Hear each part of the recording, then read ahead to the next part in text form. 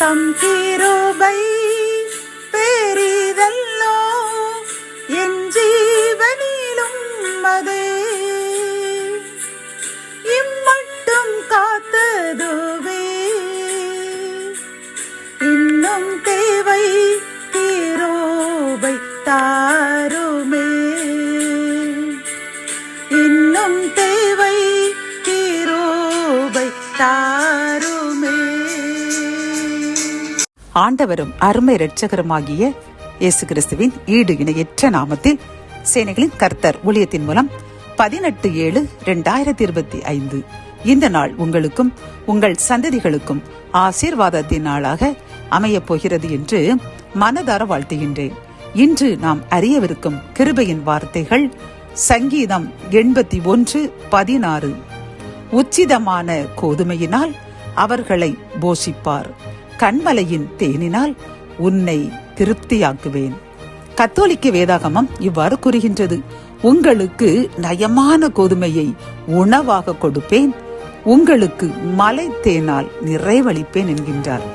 பிரியமான சகோதரனே சகோதரியே, இன்று இந்த கிருபையின் வார்த்தைகள் மூலமாக கர்த்தர் நமக்கு கூறும் ஒரு நல் கிருபையின் வார்த்தை என்னவென்றால், நீங்கள் ஏதோ ஒரு காரியத்தை, அதாவது அந்த காரியம் உங்களுக்கு பெரிதாக தோன்றலாம், ஆனால் கர்த்தர் கூறுகின்றார், நீங்கள் அற்பமான ஒரு சாதாரண உணவை போன்று சாதாரண ஒரு அடிமட்ட நிலைமையில் உள்ளவர்கள் உண்கின்ற உணவையோ அது அவர்களுக்கு உள்ள பயன்படுகின்ற ஒரு பொருளையோ நீங்கள் அறியாமல் எனக்கு இதுதான் வேண்டும் வேண்டும் என்று கேட்டுக்கொண்டிருக்கிறீர்கள் பிரியமான சகோதரனே சகோதரியே. ஆனால் கர்த்தர் கூறுகின்றார், நீங்கள் விரும்புகின்ற அந்த ஆகாரமோ அந்த ஆசீர்வாதமோ அது வெறும் சிறிய ஆசீர்வாதம் தான். ஆனால் நானோ உச்சிதமான கோதுமை போன்று உங்களுக்கு நீங்கள் நினைக்காத அதிசயமான உங்கள் சந்ததிகள், உங்களுடைய பெற்றோர்கள், உங்களுடைய சகோதர சகோதரிகள், இனஜன பந்தத்தார் அனைவரும் இது எப்படி அவர்களுக்கு நடந்தது என்று ஆச்சரியப்படக்கூடிய பெரிய காரியத்தை செய்ய காத்திருக்கின்றேன். அதே போன்று கண்மலையின் தேனினால் நீ சாதாரண தேனை கேட்டுக்கொண்டிருக்கின்றாய், நானோ கண்மலையில் உள்ள தேன், அதாவது அது கிடைக்க அரியதான ஒரு தேன், அதை எல்லாரும் சுலபமாக பெற முடியாது. அத்தகைய தேனை உனக்கு தந்து நான் திருப்தியாக போக்கின்றேன் என்று வாக்கு கொடுக்கின்றார். பிரியமானவர்களை, பார்த்தீர்களா நம் தேவனுடைய அன்பு?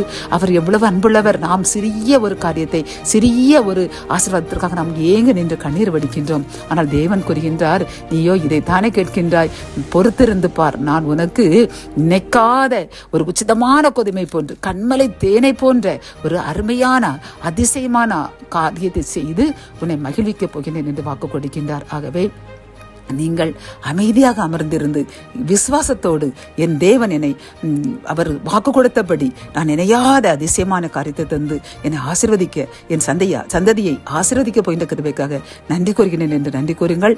கர்த்தர் வாக்குத்தத்தத்தை நிறைவேற்றி கொண்டிருக்கின்றார். ஜெபம். என் அன்பு தகப்பனே, இந்த கிருபையின் வார்த்தைகள் மூலமாக அப்பா ஏதோ சிறிய ஆசீர்வாதத்துக்காக ஏங்கி நின்ற சகோதரனை சகோதரியை நீர் அவர்கள் நினைக்காத உச்சிதமான கோதுமை போன்று, கண்மலை தேனை போன்று ஒரு அரிய யாருமே நினைத்து கூட பார்க்க முடியாத அதிசயத்தை செய்து மகிழ்விக்க போகிறேன் என்று கூறின இந்த கிருபையின் வார்த்தைக்காக நன்றியப்பா.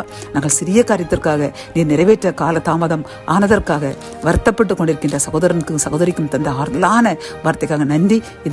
இந்த வாக்குத்தின்படி ஆசீர்வதிக்க உடனே நீங்கள் திரும்பி வாங்க, உமது முகத்தை பிரகாசிக்க பண்ணுங்க, ஆசீர்வதிங்க. மீட்பர் இயேசுவின் மூலம் ஜெபம் கேளும் நல்ல தகப்பனே, ஆமேன்.